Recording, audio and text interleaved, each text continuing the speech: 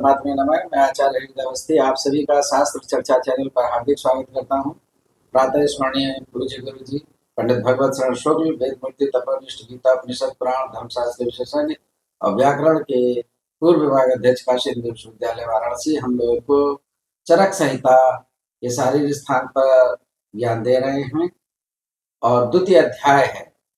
उसका जो तीसरा श्लोक है उसमें अतुल्य गोत्री की बात आई है कि विवाह जो है अतुल्य गोत्र में होना चाहिए, तो उसका क्या वैज्ञानिक कारण है और क्या धार्मिक महत्व है और उसके ऊपर क्या क्या विचार शास्त्र और समाज में हैं, तो उसके विषय में गुरु जी आज हम लोग को ज्ञान देंगे। तो चलते गुरु जी की ओर। यल्लीलायित विश्वमेतदखिलं यस्मिन् पुनर्लीयते यस्मात् स्थावरजङ्गमात्मकमिदं लोकं दरीदृश्यते भासा यस्य विभान्ति सर्वजगतः ज्योतिंषि सर्वात्मना तं देवं जगदेककारणमयं वन्दे त्रिलोकीश्वरं कृष्णाय वासुदेवाय हरये परमात्मने प्रणतक्लेशनाशाय गोविंदाय नमो नमः।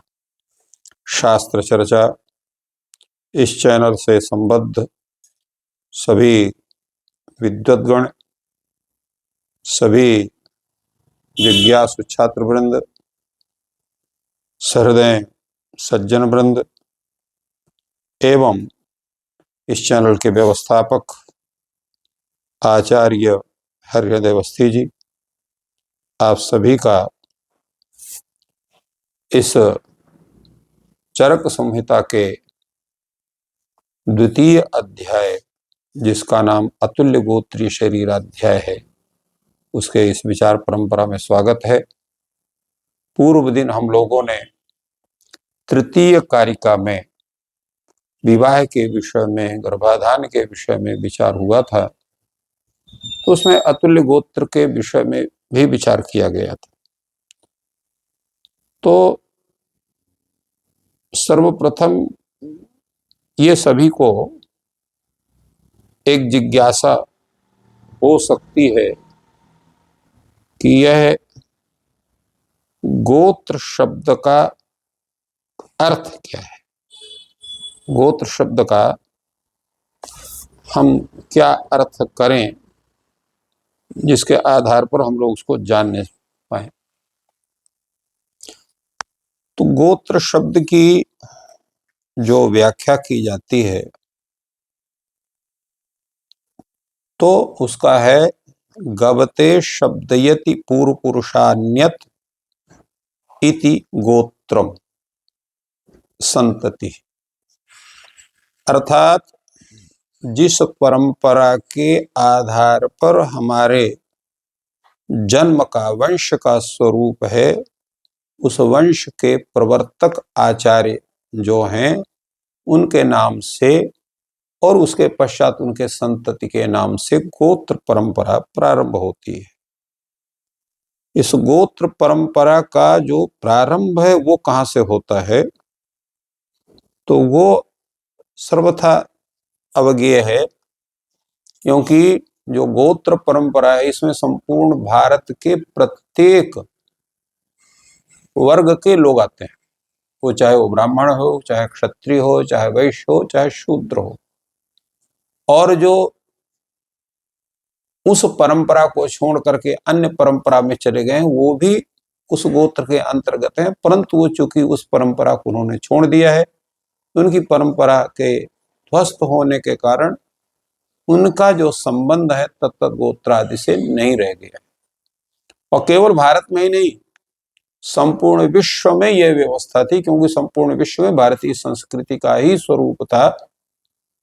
कुछ कारणवशात, युगवशात और लोगों के कुतर्क के वशात जो है अन्य अन्य जो है वो उपासना पद्धति वो प्रारंभ हो गई, जिसको कहीं रिलीजन कहते हैं तो कहीं उसको मजहब शब्द से कहते हैं। धर्म शब्द से केवल सनातन धर्म का ही ग्रहण होता है, अन्य धर्मों का ग्रहण नहीं होता है, क्योंकि तत्व जो धर्म से कहे गए हैं वो अन्य में प्राप्त ही नहीं होते हैं। अब ये प्रश्न है कि फिर गोत्र की परंपरा कहाँ से प्रारंभ हुई? तो ये प्रारंभ होती है ब्रह्मा के मानस पुत्रों से, अत्रि, मरीच, पुलस्त्य, पुलह, क्रतु, भृगु, वशिष्ठ, दक्ष और आंगिरस। इन लोगों की सृष्टि होती। नारद भी ब्रह्मा के पुत्र माने जाते हैं, क्योंकि इन्होंने जो है संतानोत्पत्ति नहीं किया, तो इसलिए इनकी गोत्र परंपरा नारद गोत्र नाम से उल्लेख नहीं मिलता है। और इनकी परंपरा में, अत्रि की परंपरा में जो इनके पुत्र आदि हुए वो भी ऋषि रहे, और उनसे वो वंश परंपरा उनकी प्रारंभ हुई। मरीच से प्रारंभ हुई, पुलह से, भृगु से, वशिष्ठ से, दक्ष से, आंगिरस से। अंगिरा के ही जो है वंश परंपरा में ये भरद्वाज, वारहस्पति इत्यादि की प्राप्त होते हैं। इसी प्रकार वशिष्ठ की परंपरा में आज भी अंगिरा गोत्र है, वशिष्ठ गोत्र है, ये सब देखने में आते हैं, लोगों को प्राप्त होते हैं। तो ये तो गोत्र प्रवर्तक प्रमुख आचार्यों को हुआ। क्षत्रियों में जो इन्हीं आचार्यों के शिष्य थे, उन शिष्यों परंपरा में गोत्र परंपरा, इस तरह से वैश्य में और शूद्रों में भी गोत्र की परंपरा इन्हीं के आधार पर प्रारंभ हुई है। अब इनमें जो इसका वैज्ञानिक कारण भी है, जिस पर हम लोग चर्चा करने जा रहे हैं, कि जब ये गोत्रों का जो मुख्य स्वरूप है, जैसे उस दिन हमने बतलाया था कि इसमें दो स्थितियां होती हैं, एक तो ब्लड ग्रुप का सिस्टम होता है और दूसरे होता है जीन का संबंध। क्योंकि अब इसकी खोज हो चुकी है जीन के विषय को लेकर के, तो उसका भी है। हमारे यहाँ कहा जाता है कि 7 पीढ़ी का विशेष संबंध होता है। तो ये 7 पीढ़ी का संबंध होने का मतलब क्या है? और आयुर्वेद की दृष्टि में अगर समान जीन में अगर विवाह होगा, तो फिर उसमें अनेक प्रकार के रोगों की उत्पत्ति होने का संभावना होती है। जैसा लोग कहते हैं कि ये भाई ये पितृ परंपरा से आगत रोग है, तो इत्यादि रोग वो और अधिक हो जाते हैं। किंतु जब स्त्री या पुरुष भिन्न भिन्न गोत्र के होते हैं, तो उनके जीन्स भिन्न भिन्न होते हैं, तो जो व्यक्ति को रोग उत्पादक जो सिस्टम है वो शांत हो जाता है और लोग स्वस्थ अधिक होते हैं और स्वस्थ उनकी संतान होती है। तो स्वस्थ संतान प्राप्ति के लिए ही विवाह का स्वरूप है।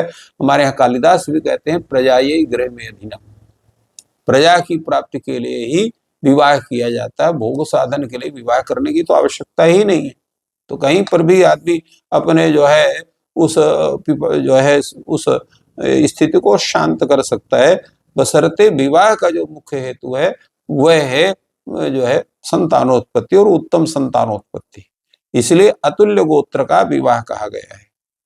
और उसमें माना गया कि भाई 7 पीढ़ी में जीन्स का तात्पर्य क्या होता है, तो उसमें वैज्ञानिक लोग कहते हैं कि जब कोई भी व्यक्ति, पति पत्नी जब पहली पीढ़ी में होते हैं और उनके बच्चे दूसरी पीढ़ी में होते हैं, तो उसमें माता का भी जो जीन्स है वो भी 50% उसमें होता है उस बच्चे में, और पिता के भी 50% जीन्स, उसके गुणसूत्र उसको प्राप्त होते हैं। तो इस तरह से जो है 50% जीन दोनों साझा करते हैं, पति के माध्यम से भी और पत्नी के माध्यम, माने माता के माध्यम से और पिता के माध्यम से। इसके बाद जो वही जीन जो है पुत्र के जो पुत्र हैं या पुत्री हैं, जिनको हम लोग पौत्र पौत्री कहते हैं, तो वो जीन जो है वो 25% आकर के हो जाते हैं। तो दादा दादी को 25% वो अंश उनको प्राप्त होते हैं। फिर जो चौथी पीढ़ी है, जिसको परपोती वगैरह हम लोग कहते हैं, तो उसको 12.5% उसके जीन्स उसमें प्राप्त होते हैं। 5वीं पीढ़ी में जो है वो 6.25% जीन्स प्राप्त होते हैं। 6ठी पीढ़ी में जो है 3.25% प्राप्त होते हैं, और 7वीं पीढ़ी में जो है वो 2 या 1.5 के लगभग जीन्स प्राप्त होते हैं, और 8वीं पीढ़ी में 1% जीन प्राप्त होते हैं। ये वैज्ञानिकों ने लगाया। इसलिए सर्वाधिक जो प्राप्ति है वो 7 पीढ़ी तक होती है। इसलिए 7 पीढ़ी का महत्व और हमारे यहाँ भी कहते हैं कि जो कोई पुण्य कार्य करता है उसके 7वीं पीढ़ी पूर्व की, 7वीं पीढ़ी बाद की, और स्वयं उसकी पीढ़ी 21 पीढ़ी होती है। त्रीन तारयेत तस्य 10 पूर्वान दशा परान।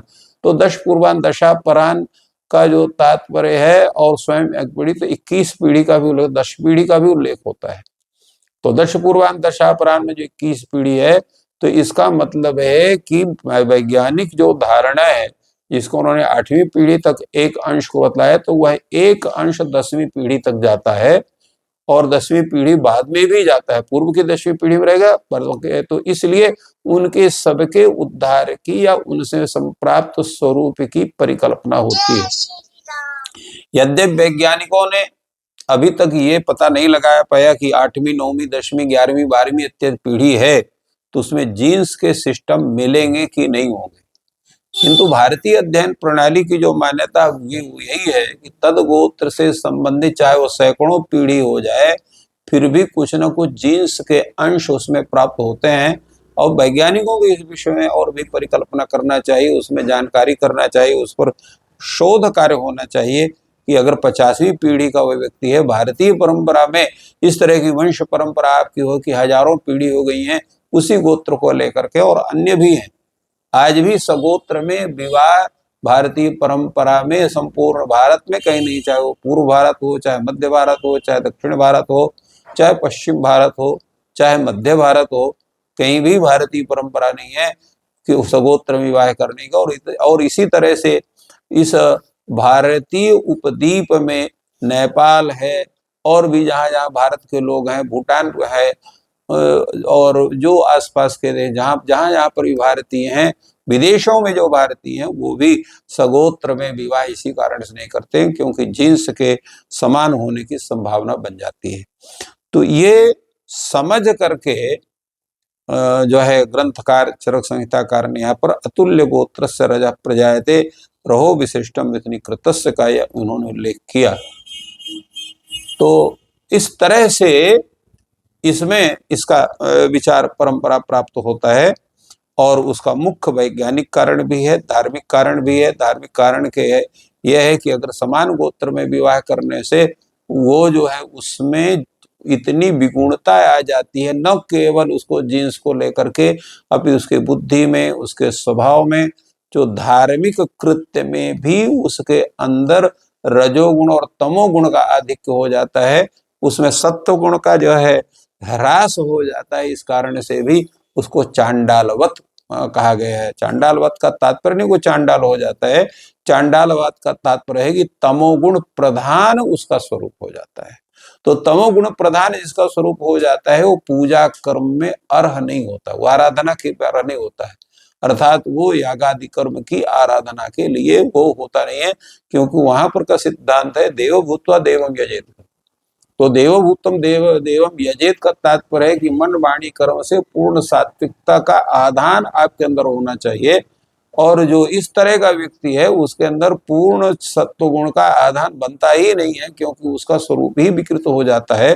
फलतः वह जो है यागादि साधन के योग्य न होने के कारण चांडालवत उसकी संज्ञा की गई है।